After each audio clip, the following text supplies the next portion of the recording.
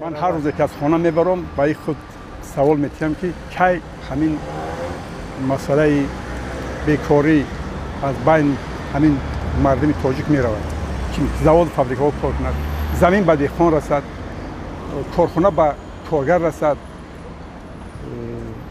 خلاصه همون اتوبوسی که راننده های میکرد به همون راننده رسد، همون آدمایی که متخصصان محلی که هستن به همون رسد. من همین بسیارتر میشینم فکر میکنم که اول همین تخم پیدا شدگی یا که مرغ، من میرم فکر میکنم که اول کدومش پیدا شدگی، ده همین نمیتونم چی یافته اتویت یافته نمیتونم ده همین سوال.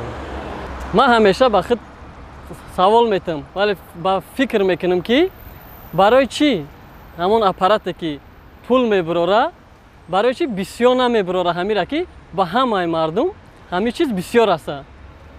بسیارتر من خودم به خودم سوال میدیم که برای چی در تمام دولت ها بی جنجال زندگی نمیکنند، برای چی؟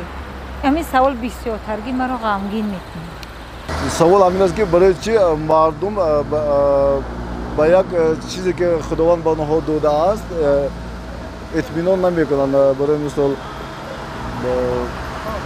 نفسشون به همون چیز اقرار نمیکنند، قناعت نمیکنند، مثلا حرکت زیادی دارند. بعضی بسیار حالاتی که مثل بویها فکر کم بغلان نمیکنند، انسان‌های صحت فکری مردم کسل نمیکنند. برای مثال همین چیز بسیار یک مهم است، یک سوالی که جوابش است وزنی است، چون نفس انسانیت، حرص انسانیت است یک بی‌محدود است. تعلیم و تربیت نسل نوروز امروزه همین سوال من خودم با خودم بگیم که هر روز هم میتونم، چرا که امروز این نسل نوروز ادب و اخلاق خوب ندارد.